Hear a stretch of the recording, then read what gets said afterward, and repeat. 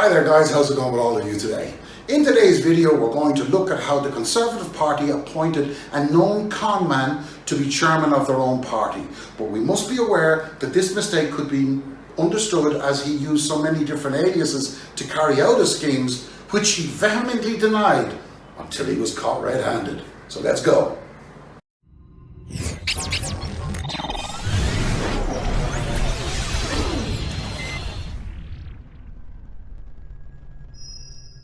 So, rather than just list all his transgressions, I thought we would focus on the guy on whom we depend on getting food to the shelves in our supermarket, Mr. Grant Shapps, the great and wonderful.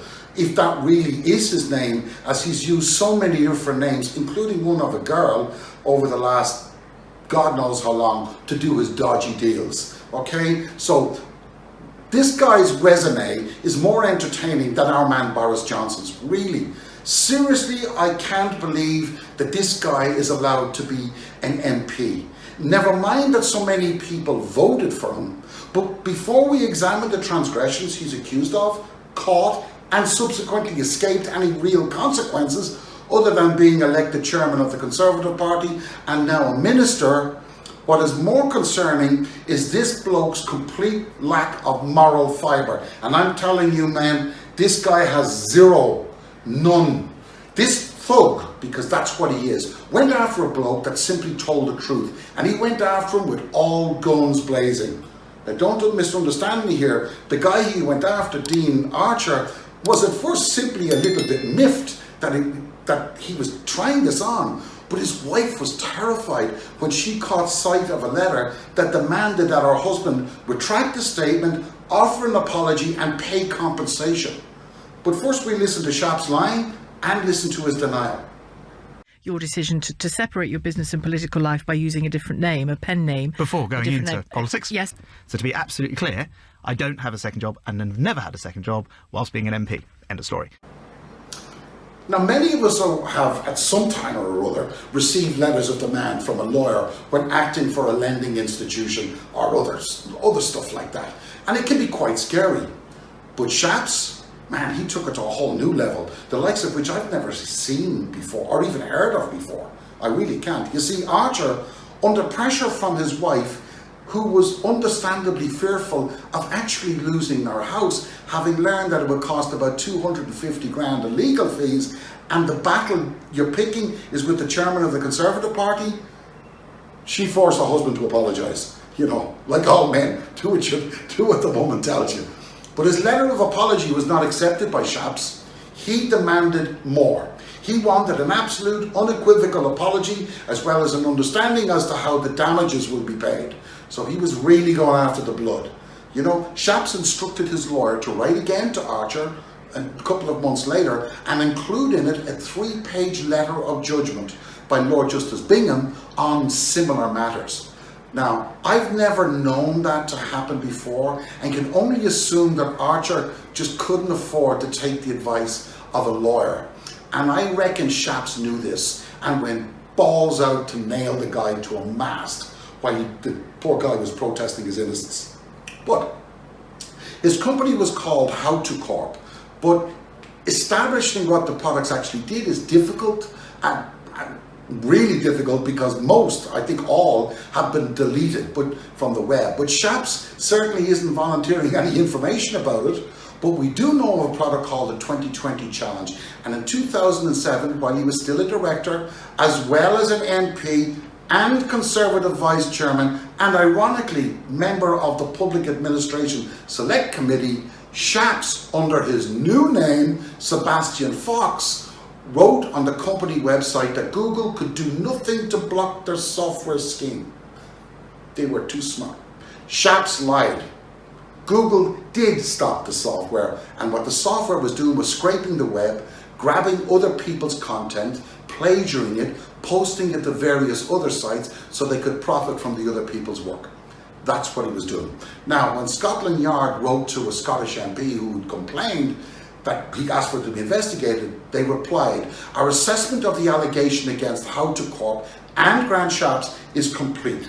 Legal advice has been sought, which concluded that the selling of the software may constitute an offence of fraud amongst others." However, after assessment, it's been decided by the MPs not to, the MPS rather, not to instigate criminal investigations. By the way, the MPS is the kind of the rules governing basic online matters in the net. Okay, so he got away with it.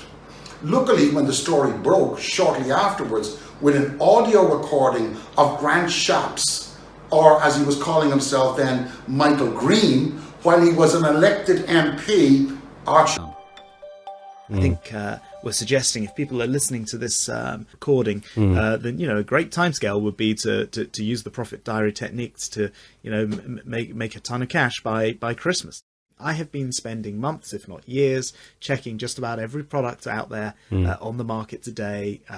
Directory generators and different ways of creating websites quickly and easily, or by comparison, building websites from scratch. And I've checked them all and seen which way which ones Google prefers, and how to make that successful. And Pure AdSense Gold is all about that. And that's a product that will come out this summer. And then the third product is called SR3, and those who remember the Stinking Rich range from number 1 and 2 will know that SR3 is Stinking Rich 3.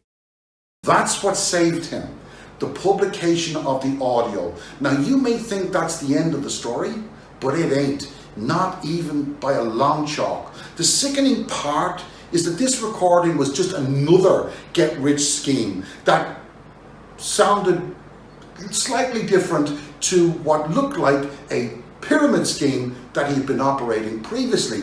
And it was another sales pitch, this time $497 US, and promised customers a toolkit that could earn them $20,000 in 20 days, provided they follow the instructions. Oh yes, 20 grand in 20 days.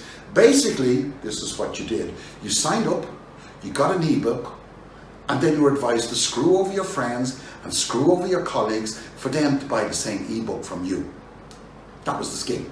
Remember, he was using a false name during this, suing a voter for telling the truth, being a member of being an MP and being chairman of the Conservative Party, all at the same time.